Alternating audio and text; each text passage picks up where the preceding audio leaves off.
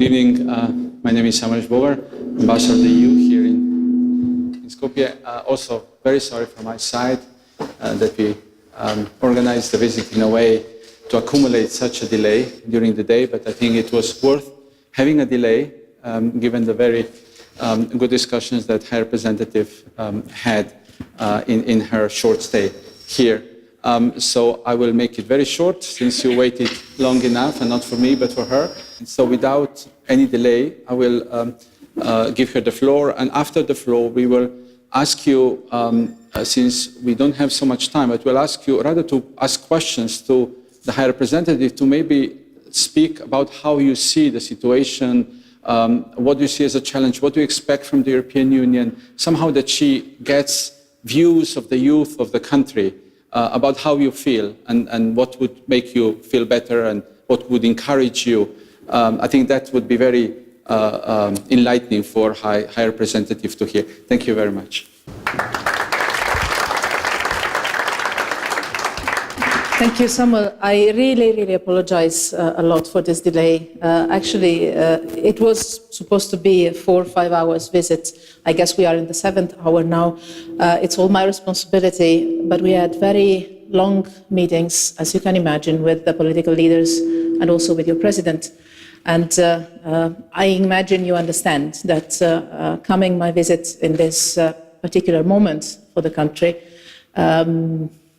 that was important. I would start from this, because my visit was planned some time ago, not too much, but some time ago, and it happens to be in a moment that is quite difficult for the country. So difficult from an institutional and political point of view, and I hope not too much from a social point of view, that some were even advising me not to come today. But then I thought that good friends show up in difficult moments, and that it was good to be here, pass some messages, but also understand and listen how you see the situation here, not only you, but also others. So I had, I think, a fruitful visit with good meetings, and hopefully will bring some little hopes. For me, it's really a pleasure being back. I was here in Skopje quite some time ago, 2014. I was here as an Italian foreign minister, and I remember very well, just before I arrived, I told media here in Skopje that I didn't like at all the word enlargement for the European Union, because this gives a sense of a center that grows, as if the process was driven just in Brussels or on the European Union side. While I believe that the real word we should use is EU integration process, because it's a way you take both sides and you find each other somehow in between. It's a walk that you do together, it's a work that you do together, it's a shared decision, and it's a decision that not only you take together, but also you try to implement together. In the last few years, and if you allow me, I will be very frank. I tend to be very frank, even in my official meetings with students, even more so. In the last few years, the political situation of this country has not really allowed us to move ahead on our common path of EU integration. And I know this is very frustrating for you, for many in the country. I've seen the last numbers on the support to the EU integration path of the country, and they're quite impressive. Believe me, it's frustrating also for me, because I think that it's a generational challenge we have to unify our continent in our union. I know that the young people of this country, but also the young people in the Western Balkans, feel completely European, and you are. There's good reason for feeling European.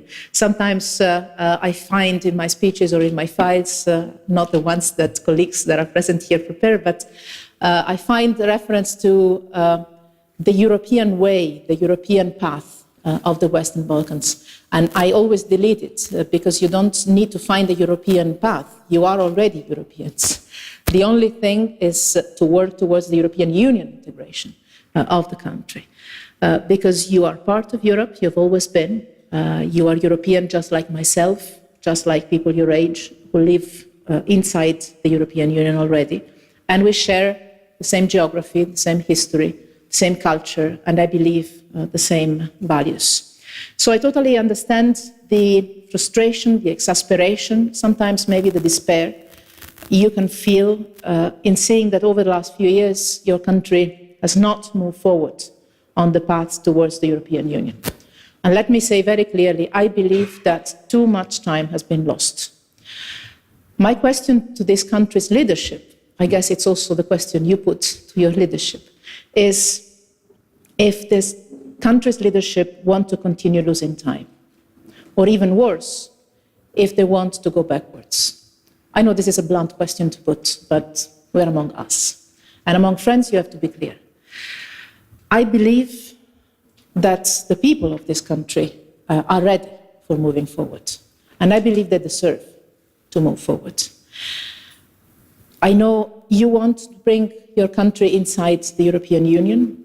And today, after the elections and respecting democratic processes, you would have the chance to get back to work, make the reforms that this country badly needs, because you're starting now, but then you will be looking for a job, and restart the process that will lead you in the European Union. The original sense of my visit here is this: to tell you, to tell the country leadership, to tell the society that the doors of the European Union are wide open. Not only that they're open, but we want you to come in. I know the citizens of this country are ready for that. I hope the leadership of this country is ready for that. And this is my question to them. Let me say that the spirit of democracy and rule of law are cornerstones of our European societies, and they should never be breached. The parliamentary majority and the powers of the state institutions, in particular the parliament, should always be respected by all. And I believe in the current situation, the letter of the Constitution should guide the President when entrusting the mandate to the candidate of the parties who has a majority in the Assembly. I'm quoting your Constitution here. I've met today all political leaders. I've met the President with a long and good meeting, constructive meeting. And I've asked him to reflect on the way forward for the institutions of this country. And I've asked him to revise his decision and find a way. And I'm sure there can be a way out of this political and institutional crisis. And I'm sure also there is a way of avoiding turning this institutional and political crisis into an ethnic or interethnic conflictuality in the country, or even worse, into a geopolitical conflict. Because your country is not subject to an external threat. The only threat is internal and derives from not respecting all the communities of the country or the irresponsible behavior inciting tensions between communities. The right question to ask, I believe, is why one community or the other feels threatened. And whenever there is a question like that, it deserves an answer. And I believe that you have a reciprocal responsibility to reassure each other and to find a common way, because you're one country. But I guess you know that better than anyone else. And I know that left to the wisdom of the next generation, things could be easier to solve. But that will probably be for the future. So I'm not saying that political differences or any kind of difference will have to disappear. I don't think, and I've never believed, differences should disappear. I think they are the salt of our life and the beauty of our societies. But there is an unprecedented opportunity today. And I know this would sound a bit surreal, but I'm really convinced about that there is an opportunity to get off the stalemate and work for the country to join our European community. Because every person in this country shares the same interest to go back to the European Union path and advance on it substantially. We are ready for that. We are ready for that, and my message to you today in these difficult times is one that you would not expect. I'm not telling you be patient, I'm telling you be impatient and ask for what you want and try to work for what you want. I'm not telling you wait for better times. I'm telling you engage, stay positive and consistent, and don't let frustration turn into cynicism or violence or divisions. Don't let anyone tell you that your country will never make it or that you will never make it. If you don't see any progress, or even worse, if you see that things are getting worse, which sometimes happens in life and in history, don't give up. Don't ever give up. And keep a sense of direction. Keep the priorities, engage, because your behavior, your voice, your thoughts count. Every single one of you make a difference. Engage in a constructive, peaceful, serious manner, uniting, finding common ground, as the European way is. At the end of the day, the European Union started as a project that is unique in the world, when Europeans, after centuries of war that we have exported in quite some places in the world, understood that cooperating and finding common ground was simply more convenient than fighting each other. And this is the big European history and lesson we've learned. This part of Europe is the one that has experienced war for the last time. But I guess most of you were born after that, or around that time. So you have a generational responsibility to look at the present. I'm not saying the future, because I've been young myself, and I hated when people were telling me you're the future. No, you're also the present. So I think you have a responsibility today to keep this wise, focused approach positive. I know wisdom and youth are not often associated. I believe the youth can be very wise. This focused approach, and try to bring your life, but also your country, towards the right future, this yes. Make your voice heard. If you want this country to move forward on the path towards the European Union, say so clearly and work for it daily and possibly together. On our side, we see very well that this place, this country, this region is part of Europe, and it should and will be part of our union. There is no doubt about it. I say this out of a personal conviction, and I say this out of the institutions I'm representing here. The door of the European Union is wide open. Over these years, we have been waiting for you, and we have been asking your leadership to work for the country's common interest. Personally, I will keep working for this to happen, and to happen as soon as possible. But European integration will not happen from the outside. This is not a process that can be pushed or imposed from the outside. It needs determination, political will, vision, wisdom, and you have the opportunity to do it. You have the opportunity to study. I know that some of you were also participating in the Erasmus project, which probably makes of you the best EU ambassadors in this country, and the best ambassadors of this country in the European Union. Use it. You have an essential role to play. Keep pushing for European integration if you want so, even when the times become more difficult and more challenging.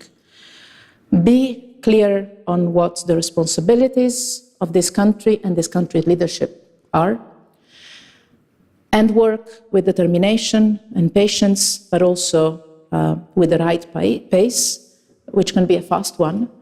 And I believe this is the natural goal for a European nation like yours.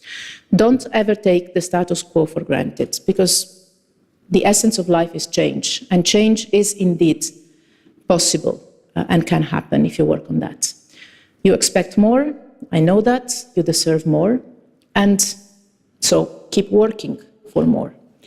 Change can happen. I think we see this every single day, for good and for bad.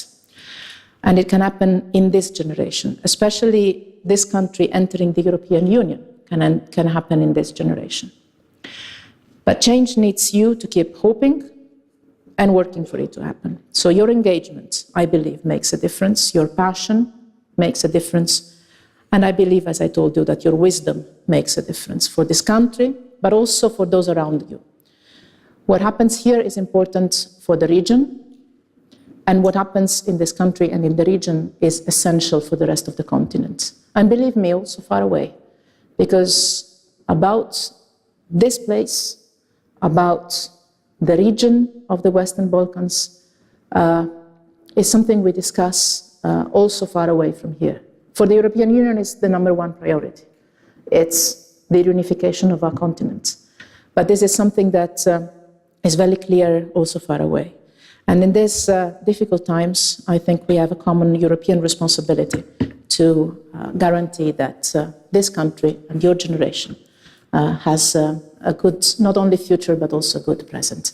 I thank you very much, and as the ambassador suggested, I would be really interested in getting more than questions, to which I'm also ready, also your views, because this is a unique opportunity for me to listen, and not only to speak. And I'm sorry I was not only late, but also a bit long. I thank you very much.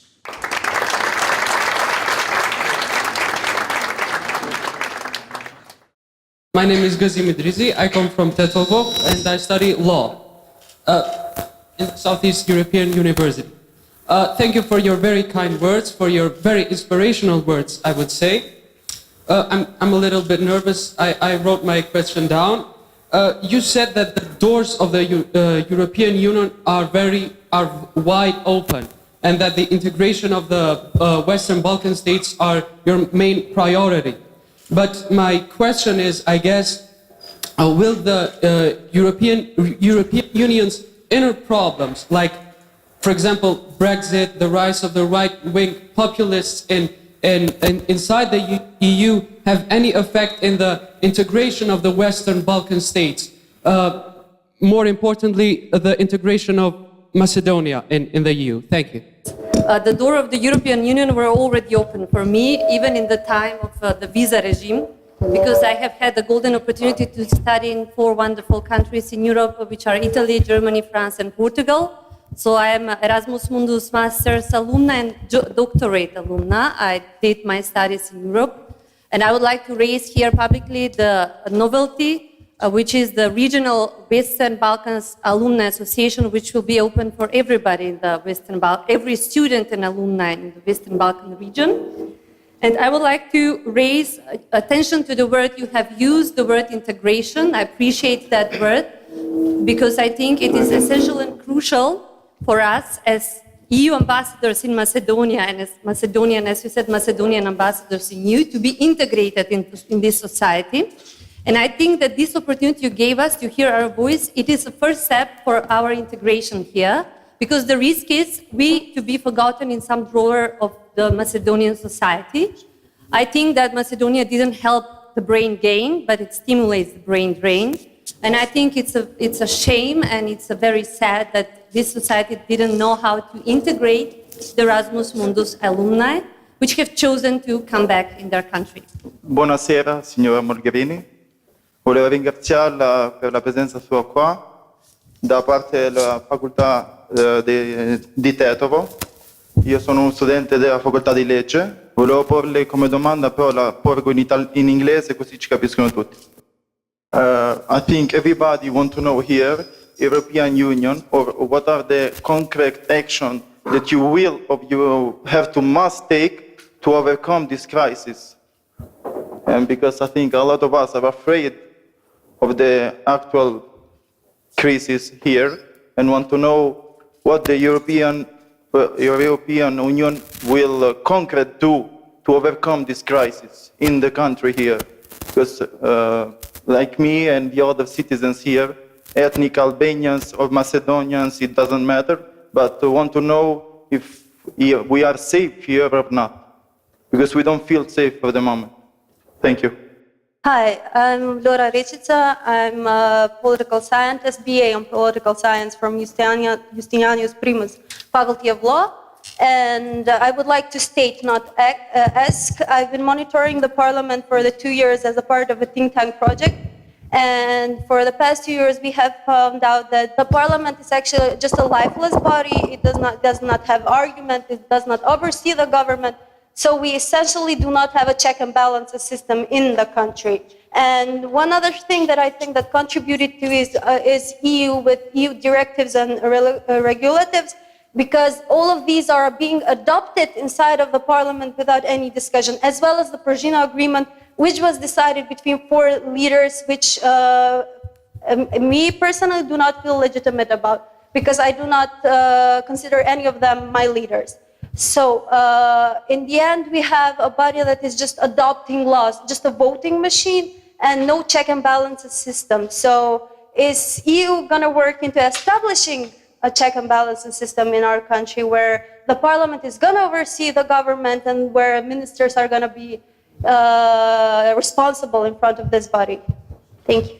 Thank you for the word, Your Excellencies. I have a question regarding, as you said, short but tough visit to Macedonia. What specific recommendations do you have for the Macedonian political leadership? And also, do you think it is proper to discuss this minority rights issues when we have serious allegations regarding corruption, criminal, etc.? Thank you. Hello, my name is Christian. I'm coming from Faculty of Economics, Skopje. Thank you for your visit and your kind words. I would like to know your opinion about, do you think that opening the conversation for negotiations for Macedonia will have positive impact of this difficult political situation, what happened here? Thank you. Do you think that the European Union has some responsibility for the current situation here in Macedonia by creating new conditions for membership and delaying the process? Thank you. My name is Faton Shabani. I am a lecturer in Law Faculty, University of Tetovo. We are aware that the Republic of Macedonia has slow progress in the European Union integration. Do you think that the European institutions need much seriously to engage to our country to face with the challenges that we have actually? Thank you. Hi, I am Leona Jakupi, journalism student from State University of Tetovo, and I want to ask how European Union is influential in the progresses of Balkan politics, especially in the crisis situations. How is influential European Union in the progress of Balkan politics, especially in the crisis situations? My question is short. My name is Artina Kamberian. I'm from University of Tetovo.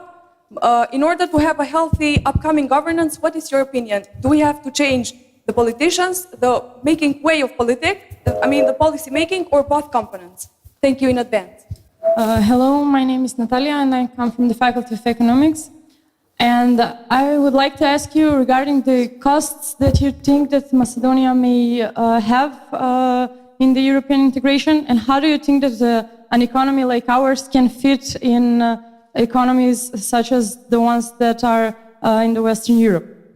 Well, first of all, I took note of the comments and some of the suggestions. I'll try to answer the questions. The first one, will internal complications the European Union is going to face, influence the perspective of the European Union integration of the Western Balkans? First of all, my impression is that some of these challenges are common challenges. When you talk about the rise of nationalism or populism, this is not something that happens only within the borders of the European Union. This is something that we see in other places as well, being it in Europe or elsewhere. So some are challenges that are not unique to the European Union. These are more regional, global trends that we share and that actually we can face better together, I think. But in relation to Brexit in particular, I would like to say one thing that I find particularly symbolically important. I started my visit to the Western Balkans and I wanted on purpose to visit all the Western Balkan 6 in one go, to pass the message that for us it's a priority, the entire region and its integration into the European Union. I started this visit yesterday, and that was also the day when President Juncker presented to the Parliament, to the European Parliament, our contribution on the debate on the future of the European Union at 27.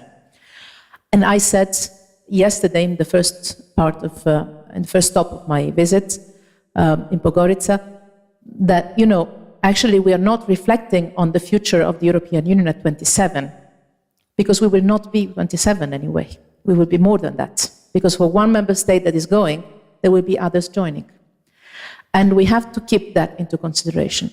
I believe that, especially now that the European Union is wondering about its future, it has a chance, I'm not saying it's done, but it has a chance to focus on the fact that it is strategically important to make sure that the entire region is linked to the Union and part of the Union eventually.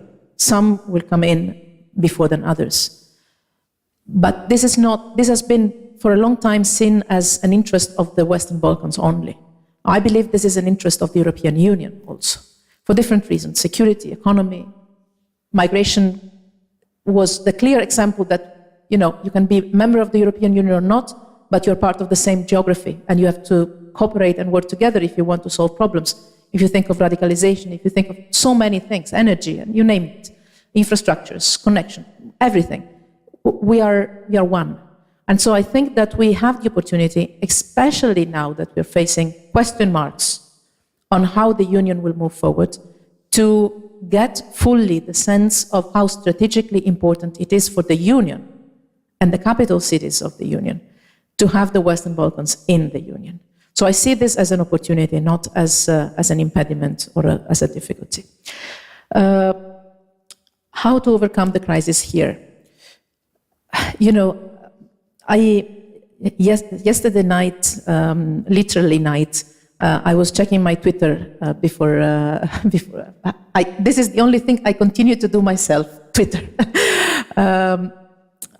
And I try to use it wisely.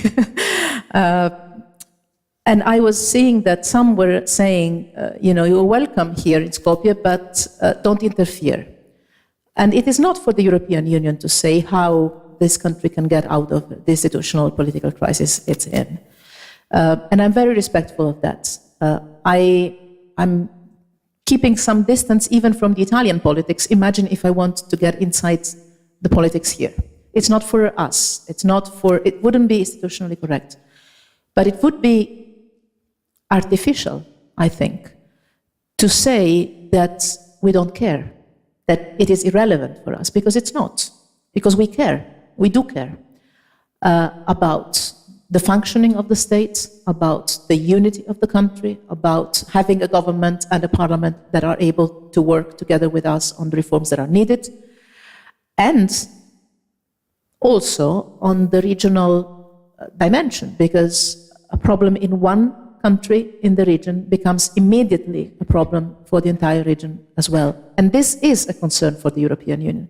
So it's not an island in the middle of the Pacific, it's Europe.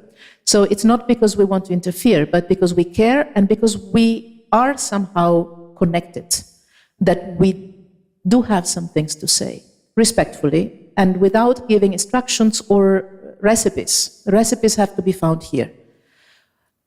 And as a friend, not only a personal friend, but as the European Union being a friend of this country, I feel, and we all feel, the duty, I think, the responsibility to say just a few principles. Respect of the Constitution, the letter of the Constitution. Reciprocal respect of the communities. If possible, some elements of reciprocal reassurance among the communities. It's difficult to live together, but this is your country. And you are many, diverse, in one country. And you're all citizens of the same country. These are the two basic principles that rule our European Union way of living together. Sometimes they work, sometimes they're so difficult that we also have difficulties in following this. So no recipes, but maybe some warning that this might be playing with fire. And fire is dangerous, and especially in this region, fire is dangerous. So in my talks with the leaders and with the president, I indicated the hope that the decision or the statements of the president yesterday can be reflected upon, reversed if possible, and a way can be found. Which way? It's up to this country, its leadership to find, but we read the Constitution, and it is difficult to explain to the democratic world that you distance, that part of the institutions distance themselves from the letter of the Constitution, especially those that have the responsibility to implement it. And I know it is a difficult moment, and we are here to accompany a solution, not to dictate a recipe. Far from that. And how much is the European Union influential? You asked? No, who asked that? You asked. We are as influential as we are heard. So it depends on you. And again, it's not the European Union way, that of imposing recipes, advices. We can say what we think. We can say what we believe could be dangerous or what could be a way. But then we are influential as much as our words are heard. In some places or in some times, this is a lot. In some other places or in some other times, this is less. What tends to worry me, and I've said this in many different places in the Western Balkans in different times, is when I see a distance between how much the citizens of a country are ready to listen to us and how much the leaderships of the country are listening to us. So the only advice I give to the leadership of any country is get tuned with your citizens. That's my only message. And if I see that 70, 76, 67% of the population in a country are looking at the European Union integration as the way, then I think a leadership should follow its citizens more than following the European Union, because at the end of the day, it's not because of the European Union that one does reforms, it's because of the citizens. And this is the European Union way. I hate, not only, this is not only something that happens when you're out of the European Union and you're trying to get in. This also happens once you're in already. When leaderships or governments say, Brussels asks. No. If it's something that Brussels asks, it's not relevant. The point is, what do your citizens need? Is it economic reforms? Is it rule of law? Is it, we could continue. Then you have the responsibility as a leadership to do it, because your people need it, because your people ask for it. Does it coincide with the European Union reform agenda? Good, we can help. We can help doing reforms, because there are a few things the European Union is really good at. Rule of law and economic reforms are definitely two pillars of that. So if that is the two things your country needs, your citizens ask for, then we can help. And the path can be beneficial for the citizens. But again, we are influential as long as, or as much as, the leaderships are connected with what the citizens ask for. I know we have to go. Last point. Is there a responsibility on the European Union side for the slow pace? Some back there asked it. Yes. This is one of the big questions for the past. Here maybe my national or political background come out, and for me it's really a must to make sure that at the end of my mandate I still have 2.5 years in my position to finish my mandate, making sure that every single country in the region has advanced so much towards the integration in the European Union that the process is irreversible. That is my goal. That is my mandate. But maybe because I'm an Italian that has always been convinced that the integration process of the Western Balkans in the European Union simply makes sense. It's natural, but we are just across the Adriatic Lake, so it's natural for my background. I think in the past there might be responsibilities also on the European Union side. What I am more interested in this moment is that rather than fighting among ourselves on who has the responsibility about the slow pace of the past, that we try to focus on a fast pace of the present and the future. Because if we get to 2, 3, 4 years down the road with the same situation we have now, especially for this country, which is the only one in the last couple of years that has not done steps forward, then it will become really difficult to continue, both internally and in the European Union. But if we show and if we manage to make steps forward, then the process, it's like a snowball, gets energy and credibility on both sides, and it works better. If you look around the region, there were places that 2 years ago you would have never imagined would have been where they are today in terms of European Union integration process. I would not mention any of them because otherwise they get offended, but you can think of that. So there might be responsibilities for the past. But again, today I think we have a common responsibility and a common interest to focus on how we make it work now. And this is why I'm saying, and this was the original message of my visit here today, there is an opportunity because today we can really work if you manage to have a government focused on reforms and able to work in a checks and balance way with our support to move forward. And don't lose more time. We understand that we don't have to lose more time. And I think we can be together in this. I know that some questions maybe I didn't answer. Economic reforms. Last, do we have? 1 minute. Economic reforms. You know, I think, or does the economy of this country fit with the system? You know, this is one of the fields where I believe that already the process of the integration to the European Union brings benefits to the economies. And that there is a place for any kind of economy, provided it's a legal one, and one that is clean and functioning in the European Union system. And if you look at which is something we're doing a lot now in the European Union, if you look at the achievements of the Union in this last 60 years, you see basically 2 big things, 3, 4 actually. You see Erasmus, you see Schengen, you see the Euro, but then the big things are peace and the economic growth. Because you look around the world and you see that there is no area of the world that is more peaceful than the European Union and more economically advanced. There's a third element, which is human rights and rule of law.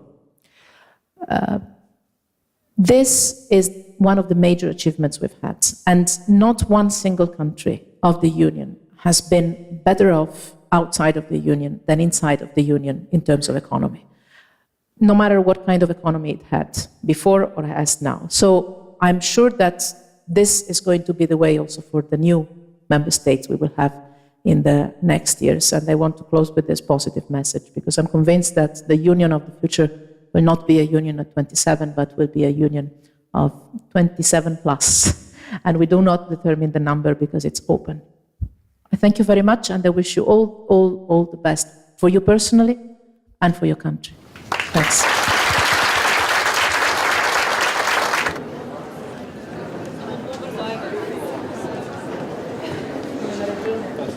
Un paese molto amato.